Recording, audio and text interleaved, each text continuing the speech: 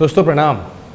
तो मैं आज एक जिम करोल बाग में जिसका नाम है फिटनेस कासल, वहाँ आया हुआ था। मैं थोड़ा यहाँ पे शॉर्ट्स डालूंगा आपके लिए, जो शॉर्ट्स आपको ये बताएंगे कि आज हमारा कैसे रिस्पॉन्स रहा, कितने लोग आए, the interaction with people that we have. वो हम एक इंडिया टूर करें जिसमें मैं हर जिम में जा रहा हूँ, लोगों से मिल रहा हूँ।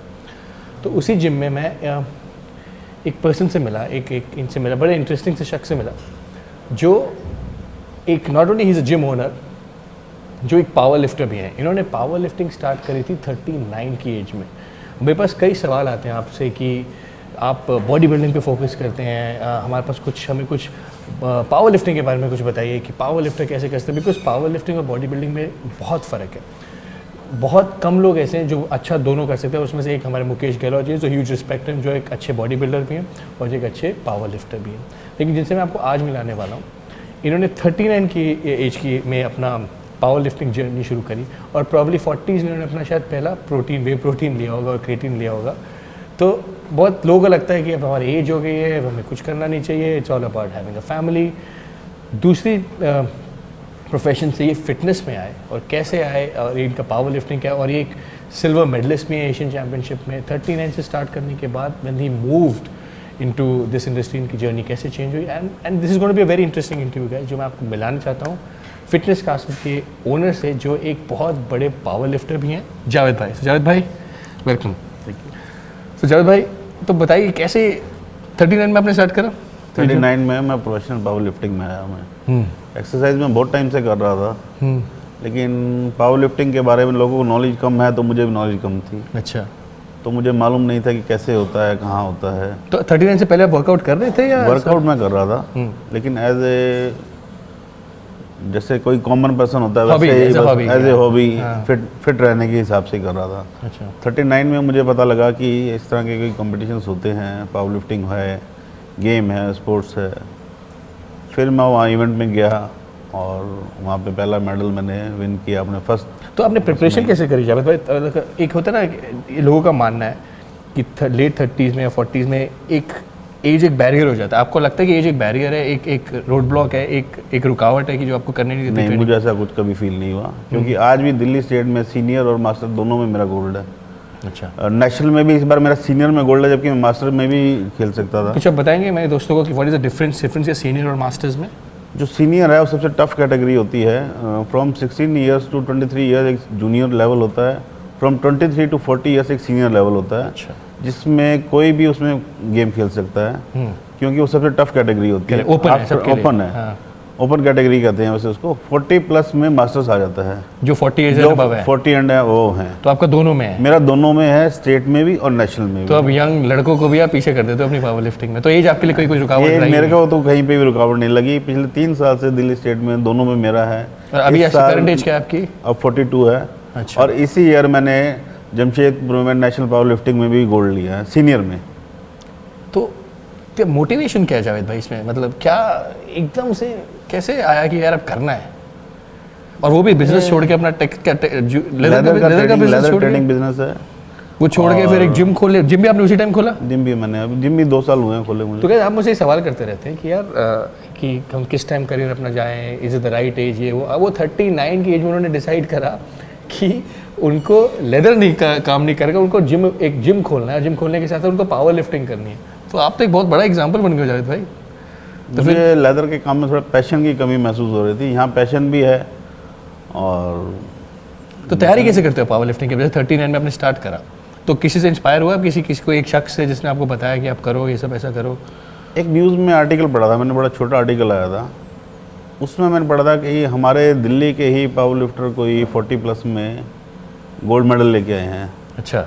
तब मुझे पता लगा कि 40 प्लस में कि कोई मैं कंपटीशन खेल सकता हूँ। तब मैंने उसको अपने तरफ को डाइवर्ट करके और पावर लिफ्टिंग में आने का सोचा। तब मैंने तैयारी शुरू की। तो आपकी हम श्योर मैरिड हैं आप या? और आपके बच्चे भी होंगे?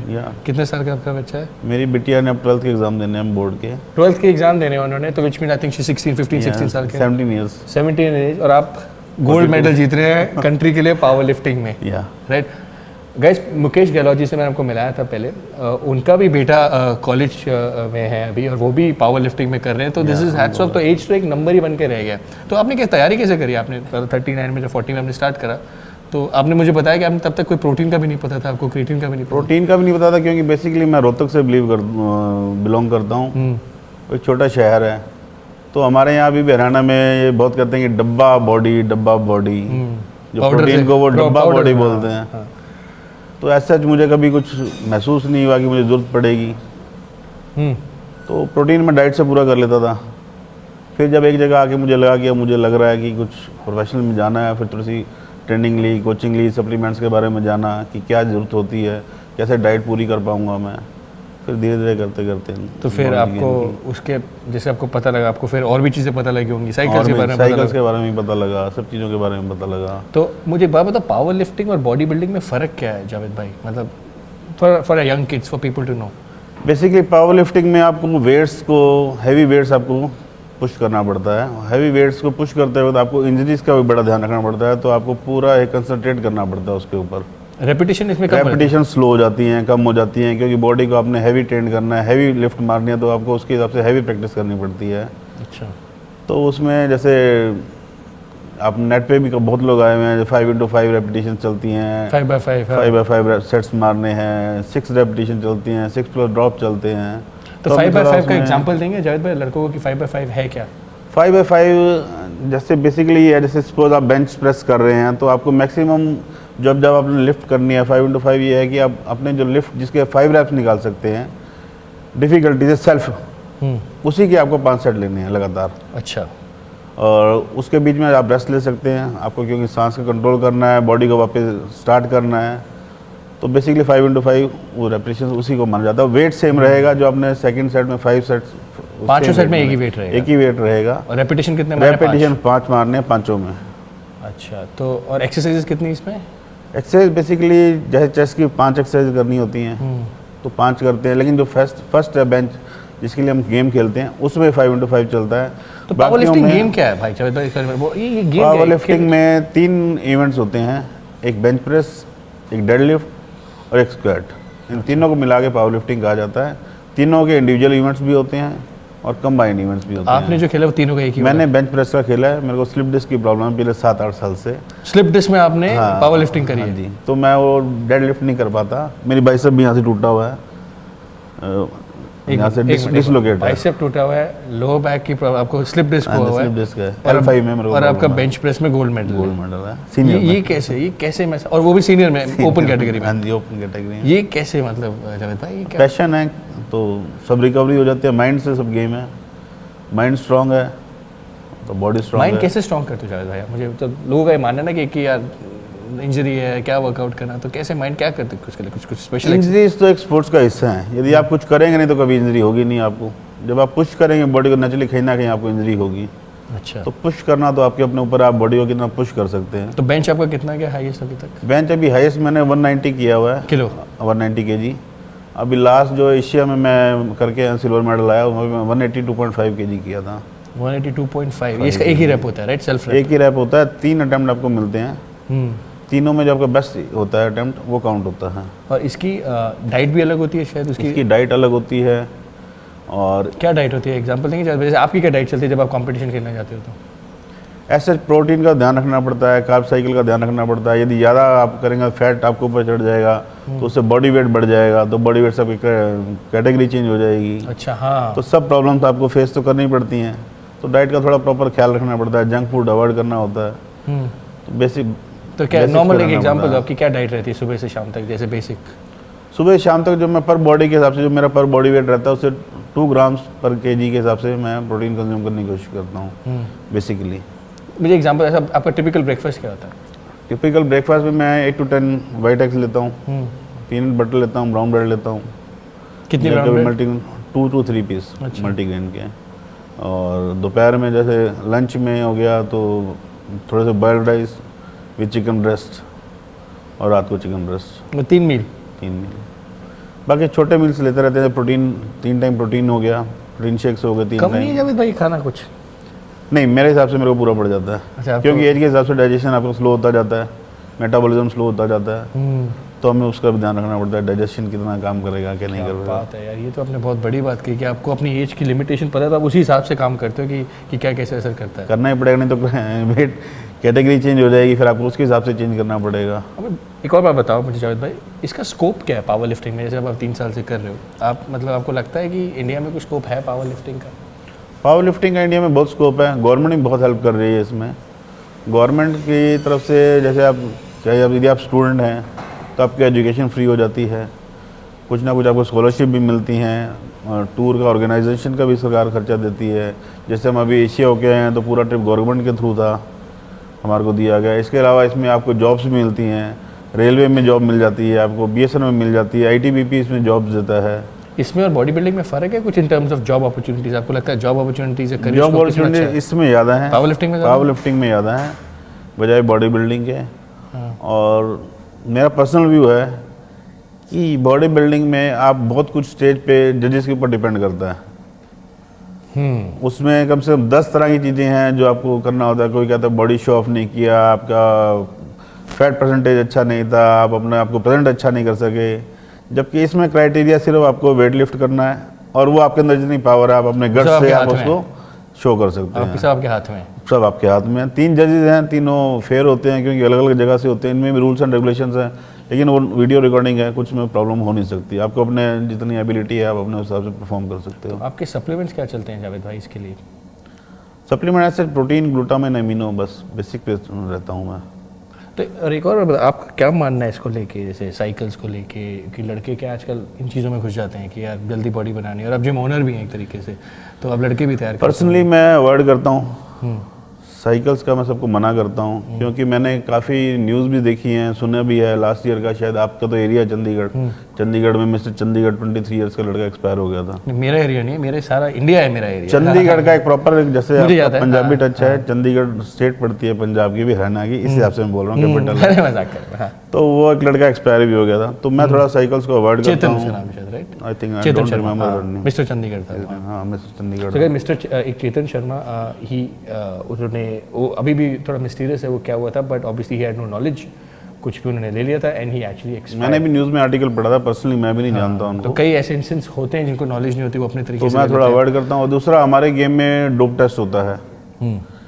तो डोप टेस्ट यदि आप साइकिल्स ले रहे हैं तो कहीं ना कहीं आप डोप टेस्ट के अंदर आ जाएंगे, आपने ट्राई तो किया आपको अपने अवॉइड करना होगा। आपने साइकिल से पढ़ा होगा, कुछ ट्राई करा होगा? साइकिल मैंने स्टार्ट में साइकिल एक ज़रूर ली थी, लेकिन जब मुझे पता लगा कि डोप टेस्ट वगैरह होते हैं तो मैंने उसको बंद करके नेचुरल उस पर आ गया। पिछले 2 साल से मैं नेचुरल तैयारी कर रहा हूँ, तो वो डिटेक्ट मैं उसको हाँ डिटेक्ट हो जाता है। अब कोई उसको रोज़ नई किट्स आ रही हैं, नाडा की वाडा की, जैसे अब आपने अभी रिसेंटली ओलंपिक में देखा आपने, हमारे नरसिंह यादव जी फंसे, या हमारे जो शॉर्ट पुट के वो थे शक्तिमान जी, उनका भी जैसे नाम आ गया उसमें इन्वॉल्व हैं। तो यू नेवर नो कि कौन सी साइकिल उनकी कब रिकॉग्नाइज हो रही है, कैसे कर रहे हैं। योगेश्वर दत्त के बारे में भी हमारे को पता लगा कि उनका मेडल चेंज हो गया, कि जो 4 इयर्स पहले डोप में नहीं आए थे, उनके अब जो रीसैम्पल्स किए हैं उनमें उनका डोप आ गया, तो उनका हमारे योगेश्वर दत्त का मेडल आगे प्रमोट हो गया था, फ्रॉम ब्रॉन्ज टू सिल्वर हो गए थे वो। अच्छा, क्योंकि जो वहाँ पे सिल्वर वाले था डोप में आ गया तो था। आपने ट्राई करा, फिर आपको लगा कि यार यहाँ तो फंसने वाला हिसाब है, डोप फंसने वाला हिसाब है। दूसरा, मुझे सूट नहीं किया क्योंकि मैं अपनी लाइफ से जो है, कैसे सूट नहीं किया? कुछ साइड इफेक्ट्स थे आपके? मतलब साइड इफेक्ट्स हो जाते हैं, जैसे साइड इफेक्ट्स होते हैं, काफ़ी कुछ होते हैं, जैसे नींद नहीं आना, प्रॉब्लम हो जाती है, एग्रेशन हो जाता है, आपको पता नहीं लगता आपको गुस्सा क्यों आ रहा है। तो ये छोटे मोटे साइड इफेक्ट्स शुरू हो गए थे। हालांकि मैंने बहुत छोटे टाइम के लिए ली थी साइकिल, अच्छा, तो मुझे लगा कि नहीं ये प्रॉब्लम हो सकती है आगे जाके, तो मैंने उनको अवॉइड किया। और नेचुरल उस पर रहते हैं हम, तो कोई प्रॉब्लम नहीं, मुझे कोई प्रॉब्लम नहीं आ रही। अब मुझे एक बात बताओ लास्ट में जावेद भाई, कि आप लोगों को क्या मैसेज दोगे लड़कों को जो पावर लिफ्टिंग में आना चाहते हैं, या जो ऐसे लोग हैं जो उन्हें लगता है कि यार हम तो लेट 30s में आ गए या 40s में आ गए यार, अब तो कुछ कर नहीं सकते यार, अब तो बस जैसे कहते हैं ना फैमिली पे ध्यान देना है, ये देना है, तो हमको स्पोर्ट खेलना। आपका उनके लिए क्या मैसेज है? मैसेज यही है कि कोई भी लाइफ में एज कोई मैटर नहीं करती। पैशन यदि आपका है तो टाइम आप अपने निकाल सकते हो। वर्कआउट के लिए टाइम जो आप निकालते हो वो आपका अपना है। जो 1 आवर मैक्सिमम आपको देना पड़ेगा, कोई इससे ज़्यादा टाइम मेरे ख्याल से देना नहीं पड़ता जिम में आपको यदि वर्कआउट करना है, तो वो टाइम आपका अपना है। उसमें आप टेंशन से भी फ्री हो जाते हो, मेंटली भी फिट हो जाते हो, फिजिकली भी फिट हो जाते हो। जो फिजिकली फिट है वो अपने बल्कि काम पे ज़्यादा ध्यान दे सकता है, अपनी फैमिली पे ज़्यादा ध्यान दे सकता है। जब आप खुद ही फिट नहीं हो तो अपनी फैमिली के लोग क्या आप उनके लिए एग्जांपल सेट करोगे और कैसे उनकी हेल्प करोगे यदि आप फिट ही नहीं हो तो। तो गाइस ये एक बहुत बड़ा मैसेज है। तो आपको age is just a number, क्यों एज एक एज नंबर इज है, जस्ट अ नंबर। और अगर ये कर सकते हैं तो आई थिंक ये क्या मतलब कई आपको ऐसे एग्जांपल्स मिलेंगे, जैसे मुकेश गहलोत जी हो गए जो इतने सालों से खेलते आ रहे हैं, बट इन्होंने तो अभी स्पोर्ट पिकअप करा है, 39 की उम्र में पिकअप करा है कि जब लोग छोड़ देते हैं, रिटायर हो जाते हैं, आप पिकअप करके गोल्ड मेडल लेके आते हैं, वो भी सीनियर कैटेगरी में, ओपन कैटेगरी में, जहाँ 23 साल का लड़का भी आपके साथ कम्पीट कर रहा है, 30 साल का लड़का भी आपके साथ कम्पीट कर रहा है, ये उनको हरा के आके, वो भी एक स्लिप डिस्क पे इशू पे, बाइसेप आपका एक टूटा हुआ उसके इशू पे, और उस पर भी आप मेडल लेते हैं। It's all about your passion, follow your passion, और पैशन से आप कुछ भी कर सकते हैं, जैसे जावेद भाई करते हैं। मैं हमेशा आपको बोलता आ रहा हूँ गाइज, और इनके मामला ये भी, ये मानना ये भी है कि पावर लिफ्टिंग में थोड़ा ज़्यादा स्कोप है बॉडी बिल्डिंग से, क्योंकि यहाँ पे जॉब अपॉर्चुनिटी ज़्यादा है, आपको सरकारी जॉब मिलने का ज़्यादा स्कोप है मेरे ख्याल से। इसका स्कॉलरशिप मिलती है मेरे ख्याल से, इसलिए कि ओलंपिक स्पोर्ट भी इसी वजह से ही अभी फिलहाल नॉन ओलंपिक स्पोर्ट पर Non-Olympic में। बातचीत चल रही है, शायद 2020 के अंदर इसको ओलंपिक में शामिल कर लिया जाएगा। लेकिन आपके हिसाब से इसमें ज़्यादा इसमें ज़्यादा अपॉर्चुनिटी। अपॉर्चुनिटीज़ हैं। तो गाइज अगर आपको पावर लिफ्टिंग भी एक ऑप्शन है जो आप देख सकते हैं, लेकिन हाँ इसकी ट्रेनिंग अलग है, इसकी डाइट अलग है, और इसका करने का तरीका अलग है। जो अगर आपको इससे कुछ भी सवाल है, मैं इनका नंबर डाल दूंगा डिस्क्रिप्शन बॉक्स में। अगर आप पावर लिफ्टर बनना चाहते हो, क्या क्या उसके लिए कर सकते हो, क्या क्या अपॉर्चुनिटीज़ हैं, क्या डाइट होनी चाहिए, आप इनसे बात कीजिए, and he will be happy to. Yeah I will happy. Thank you so much Javed भाई, आपसे बात करने का।